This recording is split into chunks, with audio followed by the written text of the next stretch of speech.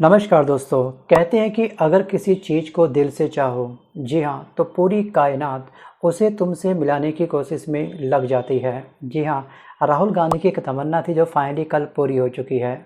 आखिरकार प्रधानमंत्री नरेंद्र मोदी जी वायनाड कल गए और पीड़ितों से मिलके भी आए। वायनाड में दोस्तों इतना बड़ा लैंडस्लाइड हुआ, 300 से अधिक लोग मारे गए, लेकिन फाइनली अब जा कर के हमारे माननीय प्रधानमंत्री जी को वहाँ पे जाने का समय मिला। कोई नहीं, देर से गए, शेड्यूल बहुत टाइट होता है इनका, मैं मानता हूँ, लेकिन दोस्तों कहीं ना कहीं एक प्रधानमंत्री का ऐसी जगह जाना और वहाँ के लोगों से मिलना उनको एक बहुत बड़ी राहत देता है, एक बहुत बड़ा दिलासा देता है कि कम से कम कोई तो अपना हमारे साथ में है, क्योंकि आप पीएम के पद पर हैं और आपसे आम जनता को बहुत अधिक उम्मीद है। सो गाइस, आपको याद होगा राहुल गांधी ने इस मुद्दे को कितना ज्वलंत तरीके से सदन के अंदर भी और सदन के बाहर भी उठाया था। राहुल गांधी अभी कुछ दिन पहले वायनाड गए थे वहाँ के हालात का जायज़ा लेने के लिए, और राहुल गांधी इससे पहले मणिपुर भी गए थे, आपको याद होगा। और इस बात को लेकर के इन्होंने प्रधानमंत्री मोदी जी के ऊपर एक दबाव डाला था कि आपको वहाँ पर जाना चाहिए, आपको मणिपुर भी जाना चाहिए था, लेकिन मणिपुर के समय वो इंडिया से बाहर थे G20 सबमिट करने के लिए। लेकिन वापस तो वो आए थे ना चंद दिनों बाद।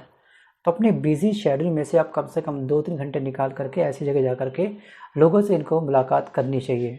ज़मीनी हकीकत क्या है भारत का, और वास्तव में ज़मीनी हकीकत पर दौड़ने वाली जो दर्द है, जो पेन है उन जनता के अंदर, उसको समझने का प्रयास करना चाहिए। तो फाइनली कल प्रधानमंत्री मोदी जी वहाँ पर गए और काफ़ी अच्छी बात है और बहुत ही प्यारी ये न्यूज़ है। और यहाँ पे दोस्तों पीएम नरेंद्र मोदी ने शनिवार को केरल के भूस्खलन प्रभावित वायनाड का सबसे पहले हवाई सर्वेक्षण किया। दोस्तों इस स्थिति को और इस परिस्थिति को, इस हालात को प्रधानमंत्री मोदी जी डीप डाइव मतलब गहराई से अध्ययन इसलिए करेंगे क्योंकि इनके द्वारा ही डिसाइड होगा कि वायनाड की जो आपदा है वो राष्ट्रीय है या फिर प्राकृतिक आपदा है। क्योंकि इस वीडियो में हम समझेंगे कि राष्ट्रीय और प्राकृतिक आपदा होती क्या है, वो तो आपको बखूबी पता होगा, लेकिन कौन सी आपदा में अगर किसी भी ज़िले को घोषित कर दिया जाएगा तो उस ज़िले के नागरिकों को, वहाँ की जनता को, वहाँ के पीड़ितों को क्या क्या फ़ायदा होगा, इस बात को हम समझेंगे अभी चंद मिनटों बाद। लेकिन हमको समझना होगा कि आखिरकार प्रधानमंत्री मोदी जी कल गए, उन्होंने किन किन स्थानों का जायज़ा लिया। सबसे पहले दोस्तों तो इन्होंने हवाई सर्वेक्षण किया। ये 30 जुलाई को ये भूस्खलन हुआ था, इसमें सबसे अधिक दोस्तों जो नेगेटिव इम्पैक्ट पड़ा है वो पड़ा है चूरलमाला स्थान पर। यहाँ पर सबसे अधिक नुकसान हुआ था। अब तक इस घटना में इस स्थान पर मात्र 200 से अधिक लोगों की मौत हुई है। टोटल 300 लोगों की मौत हुई है, लेकिन यहीं इसी स्थान पर 200 से ज़्यादा लोगों की मौत हुई है। और वायुसेना के हेलीकॉप्टर से पीएम ने सबसे पहले चूरलमाला को समझा, फिर उसके बाद मुडकई स्थान पर इनका हेलीकॉप्टर गया और उसके बाद पुचरीपट्टम से इस स्थान पर उन्होंने हवाई सर्वेक्षण किया। और पीएम मोदी ने ये भी कहा कि सभी की जो संवेदनाएं हैं भूस्खलन में बचे लोगों के साथ हैं उनकी, और उन्होंने ये भी कहा कि इस घटना ने कई सारे परिवारों के सपनों को तोड़ दिया है। जी हाँ, अगर अपने परिवारों को अगर हम खो देते हैं तो कितनी बड़ी घटना, सोचिए, कई लोगों ने अपने पूरे परिवार के सभी मेंबर को खो दिया, कितनी बड़ी घटना यह है। आप आंखें बंद करके एक बार एज्यूम करके देखिएगा इस घटना को कि अचानक से आप सो रहे हो, ठीक है, अचानक से भी पहाड़ का सैलाब आपके सामने आए, पानी का तूफान आपके सामने आए, चंद सेकंडों में सब कुछ तबाह करके आपके सामने से आपकी ज़िंदगी को ले जाए। Think about it. दोस्तों आपसे विचार करने के लिए मैं इसलिए कह रहा हूँ क्योंकि दोस्तों अगर आप इस चीज़ को थोड़ा सा एज्यूम करते हैं तो आप घर बैठे ही इस स्थान का जायज़ा आसानी से ले सकते हैं। लेकिन यहाँ पर कल क्या हुआ कि जब प्रधानमंत्री मोदी जी लोगों से मिले तो इन्होंने एक आश्वासन दिया, राइट। केंद्र सरकार जो है केरल सरकार के साथ मिलकर के ऐसे सभी लोगों की मदद करेगी जिन्होंने आपदा में अपनों को खो दिया है और अपना सब कुछ खो दिया है। अधिकारियों ने ये बताया कि चूरलमाला पहुंचने के बाद मोदी ने बचाव कर्मियों के साथ मुलाकात करी, उनसे भी बातचीत करी, और इस दौरान केरल के राज्यपाल आरिफ मोहम्मद खान और सीएम पिनराई विजयन और केंद्रीय पर्यटन मंत्री सुरेश गोपी भी उनके उस समय साथ थे। और अधिकारी ने यह भी बताया कि हवाई सर्वेक्षण में प्रधानमंत्री ने भूस्खलन के केंद्र बिंदु को भी ध्यान से देखा और उन्होंने पुचरीपट्टम, मुंडकई और चूरमाला के सबसे अधिक प्रभावित क्षेत्रों का भी जायजा लिया उनके साथ मिलकर के। वायनाड से चूरलमाला के बीच में प्रधानमंत्री के काफिला चला और इस मार्ग पर सैकड़ों लोग उस समय मौजूद थे। उनसे मुलाकात करने के लिए, उनसे अपनी रिक्वेस्ट करने के लिए मोदी जी या फिर पीएम जी आप कुछ करिए, उनसे अपनी दर्द की दुहाई देने के लिए उनके आसपास वहाँ की जनता उस समय मौजूद थी। पीएम मोदी के इस दौरे से वहाँ के लोगों में काफ़ी उम्मीद जगी कल, और मेवाड़ी के एक रिलीफ कैंप में बुजुर्ग अयप्पन से पीएम मोदी ने रिलीफ कैंप के अंदर जाकर के मुलाकात की और इन्होंने पीएम से क्या कहा? इन्होंने पीएम से ये कहा कि हमारे पास अब कुछ भी नहीं बचा, ना घर ना परिवार। अयप्पन अपने 9 रिश्तेदारों को इस आपदा के अंदर खो चुके हैं और रिलीफ कैंप में रहने वाले को पीएम ने सब कुछ ठीक करने का आश्वासन दिया, और ऐसे में लोगों में अब ज़्यादा उम्मीद दिख रही है, क्योंकि इस समय जो भारत के सुप्रीम सोल जिसे कहते हैं हम लोग, भारत के प्रधानमंत्री, वो खुद मिलने गए हैं उनसे, तो कहीं ना कहीं उम्मीद जगना लाजमी भी है। और यहाँ पे दोस्तों जो राजनीति है उसके अंदर भी एक सकारात्मक दृष्टिकोण नज़र आ रहा है कि अगर पीएम मोदी जी वहाँ पर गए हैं हालात का जायज़ा लेने के लिए, तो शायद उनके लिए कुछ ना कुछ अच्छा जरूर करेंगे। अब दोस्तों ये बताएगा आने वाला वक्त, बट उम्मीद ये है कि पीएम मोदी जी इसको कंसीडर करेंगे फाइनली राष्ट्रीय आपदा के अंदर।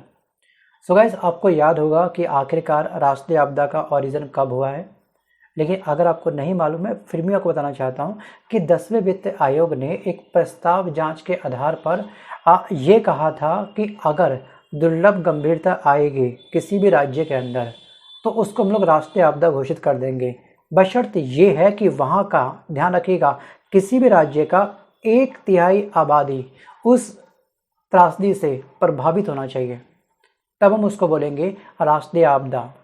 आपको याद होगा दोस्तों 2023 की घटना, उत्तराखंड की घटना, 2023 में उत्तराखंड के जोशीमठ में जमीन धंसने की घटना जो सामने आई थी, 2015 में आपको याद होगा असम में जो बाढ़ आई थी, 2014 में आंध्र प्रदेश में जो चक्रवात आया था, और उससे साल आपको याद होगा उत्तराखंड में आई एक बहुत बड़ी बाढ़ भी राष्ट्रीय आपदा घोषित करने की उस समय मांग की गई थी।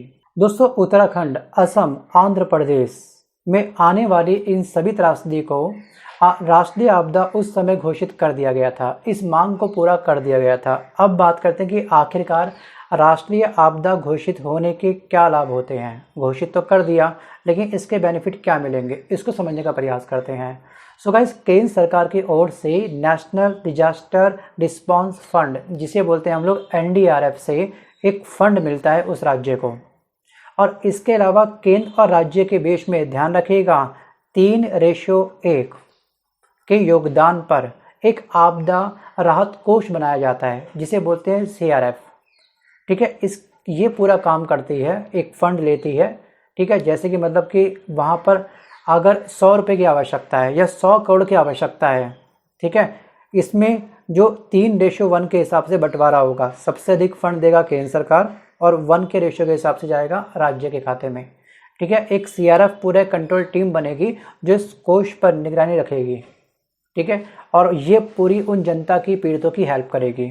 अगर सीआरएफ फंड अगर पर्याप्त नहीं होता है, ठीक है, कम पड़ जाता है, त्रासदी बहुत बड़ी थी, ठीक है, कई बड़ी संख्या में लोग बेघर हुए हैं, उनके घर बनवाने में, उनका इलाज करवाने में अगर सीआरएफ फंड अगर कम पड़ जाता है, तो यहाँ पर एक राष्ट्रीय आपदा आकस्मिक निधि बनाई गई है केंद्र सरकार के द्वारा, जिसे बोलते हैं एनसीसीएफ। यहाँ से फंड रिलीज होगा, और इस फंड में दोस्तों जो पैसा होता है वो पैसा होता है केंद्र सरकार का। ठीक है, बफर अमाउंट रखती है इमरजेंसी के तौर पर, तो एनसीसीएफ फंड रिलीज करती है केंद्र सरकार। तो इसलिए केंद्र सरकार का सहयोग राज्यों के लिए बहुत ही, मतलब कि प्रत्यक्ष या अप्रत्यक्ष रूप से काफ़ी महत्वपूर्ण है। तो इसलिए लगातार दोस्तों सदन के अंदर, सदन के बाहर राहुल गांधी जी और केरल के सीएम इस बात की रिक्वेस्ट कर रहे थे कि आप प्लीज़ एक बार जाकर के वहाँ का जायज़ा लो, ज़रूरी है, और आप गंभीरता को समझो, हालत और हालात को देखो, और उसके बाद इस आपदा को प्लीज़ आप लोग राष्ट्रीय आपदा घोषित करो और एक फ़ंड रिलीज़ करो वहाँ की जनता के लिए, जनता के विकास के लिए, जनता के जो सपने टूट चुके हैं उन पर थोड़ा वो फंड मरहम का काम कर सके। इस बात को लेकर के लगातार आवाज़ उठाई जा रही थी। सो गाइस, आपको क्या लगता है कि आने वाले समय में ये आपदा राष्ट्रीय आपदा घोषित होगी या फिर नहीं, आप मुझे कमेंट जरूर करिएगा, मंथन करके लेकिन, ठीक है। विचार करिए, मंथन करिए मतलब, और उसके बाद आप सिंगल एक छोटा सा कमेंट आप मुझको जरूर करिएगा। आज के इस वीडियो में बस इतना ही, मिलता हूँ जल्द एक नए वीडियो के साथ, तब तक के लिए धन्यवाद।